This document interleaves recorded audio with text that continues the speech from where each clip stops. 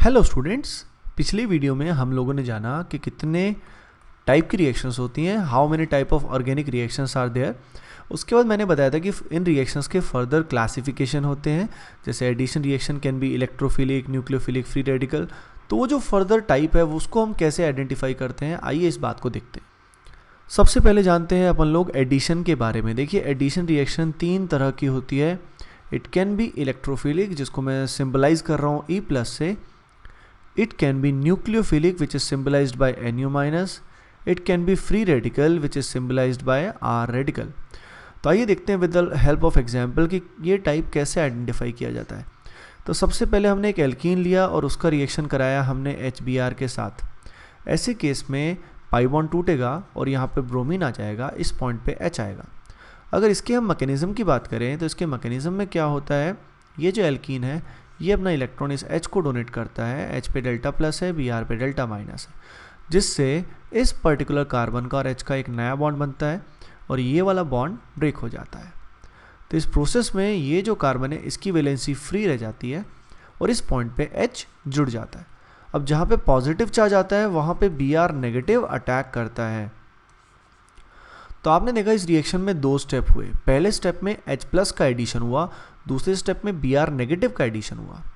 Now the question is, अगर हम H plus के एडिशन की बात करें तो H प्लस तो हुआ इलेक्ट्रोफाइल, और अगर Br माइनस की बात करें तो Br माइनस क्या हुआ, न्यूक्लियोफाइल। तो हम इसको बोलेंगे क्या, रिएक्शन को इलेक्ट्रोफिलिक एडिशन बोलेंगे या न्यूक्लियोफिलिक एडिशन बोलेंगे, दोनों में से कुछ ना कुछ बोलेंगे। तो अगर आप ध्यान दें तो यहाँ पे पहला स्टेप जो होता है ये होता है इस रिएक्शन का RDS, यानी स्लो स्टेप, मुश्किल स्टेप, क्योंकि इसमें एक ऐसा कैटायन बना है जिसकी ऑक्टेट क्या होती है, इनकम्प्लीट होती है। तो इसीलिए रिएक्शन का जो फर्दर क्लासिफिकेशन होता है वो डिपेंड करता है RDS पे। और RDS आपको कैसे पता लगेगा, वो आपको रिएक्शन के मैकेनिज्म से पता लगेगा। तो वो मैकेनिज्म आपको आना बहुत ज़रूरी है। तो आपने देखा इस रिएक्शन के RDS में H प्लस यानी इलेक्ट्रोफाइल का एडिशन हुआ है। Hence, this reaction is known as electrophilic addition reaction.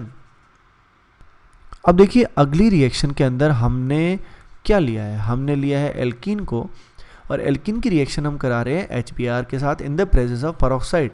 जैसा कि आपको पता होना चाहिए कि पेरोक्साइड इफेक्ट में एंटी मार्कोनिकॉफ एडिशन होता है और ब्रोमीन यहाँ प्लेस होता है, और पेरोक्साइड की प्रेजेंस में क्या जनरेशन होता है, free radical are generated as intermediate. तो आप समझ सकते हैं जब फ्री रेडिकल यहाँ पे ऐड हुआ तो it is known as free radical addition reaction.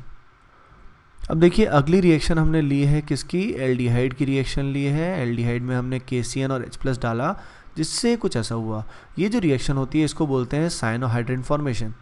अब इस रिएक्शन के मैकेनिज्म में सबसे पहले जो O है ये अपना इलेक्ट्रॉन H प्लस को डोनेट करता है, जिससे यहाँ बनता है OH पॉजिटिव। अब उसके बाद Cn नेगेटिव जो होता है KCN से, वो इस पर्टिकुलर कार्बन पे क्या करता है, अटैक करता है, जिससे C और C में बॉन्ड बनता है और ये बॉन्ड ब्रेक हो जाता है, जिससे फाइनली हमें ऐसी कुछ स्पीसी मिलती है। तो आपने देखा इसके पहले स्टेप में H प्लस का एडिशन हुआ यानी इलेक्ट्रोफाइल का एडिशन हुआ, और अगले स्टेप में किसका एडिशन हुआ, न्यूक्लियोफाइल का एडिशन हुआ। अब इसका सेकेंड स्टेप जो होता है वो RDS होने की वजह से हम इस रिएक्शन को क्या बोलेंगे, न्यूक्लियोफिलिक एडिशन रिएक्शन। अब सेकंड स्टेप क्यों RDS है क्यों नहीं है, ये डिटेल में आपको एल्डिहाइड कीटोन में ही समझ में आएगा, अभी तो आप एज्यूम कर लीजिए ऐसा होता है।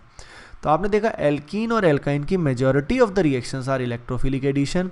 फिर आपने देखा अगर इसमें पेरोक्साइड इफेक्ट लगता है तो it is a free radical addition, और एल्डिहाइड कीटोन की majority of the addition reactions are nucleophilic addition reactions. आइए अब देखते हैं सब्स्टिट्यूशन रिएक्शन। सब्स्टिट्यूशन रिएक्शन के भी फर्दर क्लासिफिकेशन होते हैं। They can be electrophilic, they can also be nucleophilic and they can be free radical as well. तो अगर पहली रिएक्शन में हम देखें तो यहाँ पे OH नेगेटिव इस कार्बन पे इलेक्ट्रॉन देके Cl को रिप्लेस करता है, जिससे यहाँ पे OH आ जाता है। अब अगर आप ध्यान दें तो OH नेगेटिव जो होता है इट इज़ अ न्यूक्लियोफिलिक स्पीसी, क्योंकि इलेक्ट्रॉन डोनेट कर रहा है, hence it is a type of nucleophilic substitution reaction. यानी आपने ये बात समझ ली होगी कि जो ये रिएक्शन का फर्दर टाइप होता है, रिएक्शन का जो फर्दर टाइप रहता है वो डिपेंड किस पे करता है, रिएजेंट पे करता है, ना कि सबस्ट्रेट पे करता है।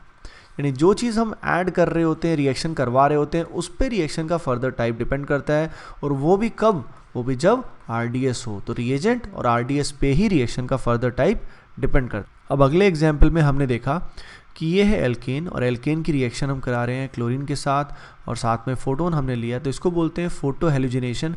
और इस प्रोसेस में फ्री रेडिकल का जनरेशन होता है। आप जैसा देख सकते हैं कि यहाँ पे H को रिप्लेस करके हमने क्लोरीन को लगाया है, तो it is a free radical substitution reaction. Similarly अगर बेंजीन की हम मेजॉरिटी ऑफ द रिएक्शंस की बात करें, जैसे नाइट्रेशन, सल्फोनेशन, फ्रिडल-क्राफ्ट रिएक्शन, उन सब में बेंजीन के ऊपर E+ यानी इलेक्ट्रोफाइल का क्या होता है, सब्स्टिट्यूशन होता है। ये यहाँ से H को रिमूव करता है और E+ यहाँ पे सब्स्टिट्यूट होता है, तो इसलिए इसको क्या बोलते हैं, electrophilic substitution reaction. So students, इस वीडियो में आपने जाना कि रिएक्शन के फर्दर क्लासिफिकेशन भी हो सकते हैं और वो फर्दर क्लासिफिकेशन डिपेंड करेगा रिएजेंट पे एंड स्पेसिफिकली RDS में क्या ऐड होता है या क्या सब्स्टिट्यूट होता है, उस पर ये सब डिपेंड करता है। Okay guys, please share and subscribe. Thank you.